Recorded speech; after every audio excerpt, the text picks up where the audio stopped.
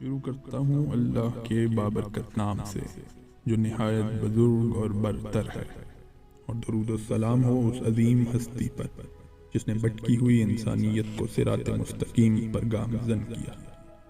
معزز سامعین، supreme court کے ایک فاضل اور بزرگ وکیل اپنے علاقے کے ایک جاگیردار کا واقعہ بیان کرتے ہیں۔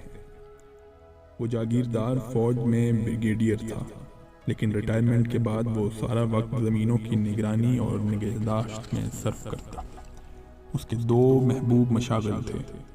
فارغ وقت میں مرسڈیز کار پر سیر کرتا اور ہر وقت 2-2.5 لاکھ روپے کی رقم پاس رکھتا اور نوٹوں کو گنتا رہتا۔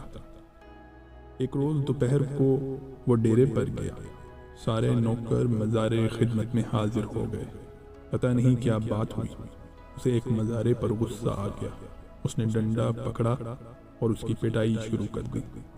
اس بیچارے نے جان بچانے کی خاطر بھاگ کر ایک جھونپڑے میں پناہ لے لی اور اندر سے کنڈی لگا لی۔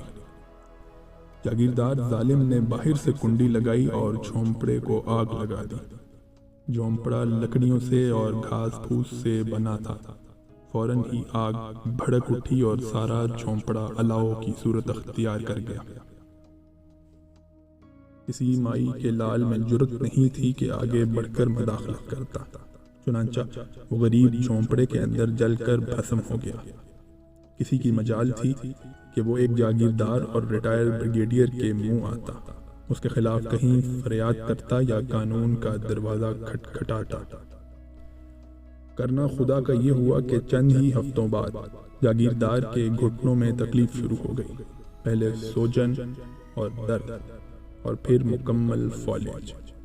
نوبت یہاں تک پہنچی کہ اس شخص کے لیے 1 انچ بھی حرکت کرنا ممکن نہ رہا۔ ملازم ہی اسے اٹھا کر بستر پر لیٹاتے اور ملازم ہی ٹوائلٹ میں لے جاتے۔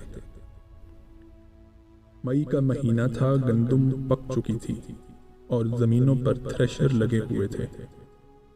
اس بریگیڈیئر نے گھر میں اس خواہش کا اظہار کیا کہ بہت دن سے میں باہر نہیں گیا، تھریشر بھی کام کر رہے ہیں، کیا ہی اچھا ہو مجھے باہر لے جایا جائے، ہوا خوری بھی ہو جائے گی، گندم نکلتے ہوئے بھی دیکھ لوں گا اور طبیعت بھی بہل جائے گی۔ چنانچہ ملازموں نے اسے اٹھا کر اس کی پسندیدہ مرسڈیز کی پچھلی سیٹ پر بیٹھا دیا۔ اس نے 2-2.5 لاکھ کے نوٹ جیب میں ڈالے اور ڈرائیور اسے لے کر چل پڑا۔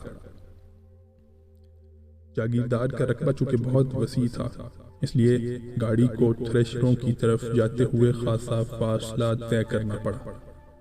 لیکن ایک مقام پر جا کر گاڑی رک گئی۔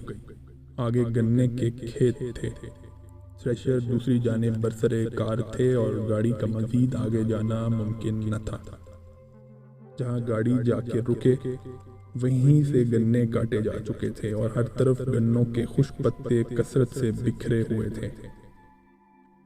دیہاتی ماحول سے آشنا لوگ جانتے ہیں کہ گنوں کے خشک پتے، جنہیں عرف عام میں چھوئی کہا جاتا ہے، کس قدر آتشین مزاج کے حامل ہوتے ہیں، اور گڑ تیار کرنے والے کسان انہیں چولہوں میں جلاتے اور انہی کی آگ سے گڑ تیار کرتے ہیں۔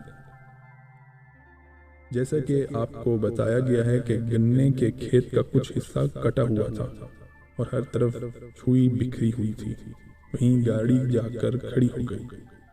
ڈرائیور نے جاگیردار کو بتایا کہ سر، تھریشر گنوں کی دوسری جانب کام کر رہے ہیں اور ادھر گاڑی لے جانے کی کوئی صورت نہیں، اب کیا حکم ہے، کیا کیا جائے؟ جاگیردار نے کہا، کوئی بات نہیں، تم گاڑی کو یہیں چھوڑو، اے سی چل رہا ہے، مجھے کوئی فرق نہیں پڑے گا، تم جاؤ اور جا کر دیکھو کہ تھریشروں پر کام کی کیا رفتار ہے، کتنی گندم سے غلہ نکل آیا ہے اور کتنی باقی ہے، میں تمہارا یہیں انتظار کرتا ہوں۔ چنانچہ ڈرائیور چلا گیا اور فوراً ہی کماد کے دوسری جانب نظروں سے اوجھل ہو گیا۔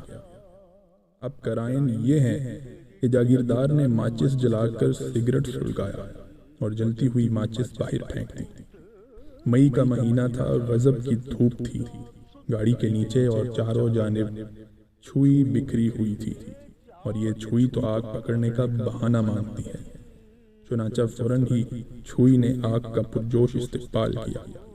گاڑی کے چاروں طرف الاؤ بھڑک اٹھا اور دیکھتے ہی دیکھتے وہ جاگیردار 2-2.5 لاکھ کی رقم اور بے حد قیمتی مرسیڈیز کار سمیت جل کر کوئلہ ہو گیا، اور کوئی بھی اسے اللہ جبار و قہار کے غضب سے بچا نہ سکا۔ محترم وکیل صاحب نے بتایا کہ حیرت انگیز بات یہ ہے کہ یہ وہی جگہ تھی جہاں وہ جھونپڑا تھا جس میں ایک بے یار و مددگار غریب مزارے کو جلا کر بھسم کیا گیا تھا۔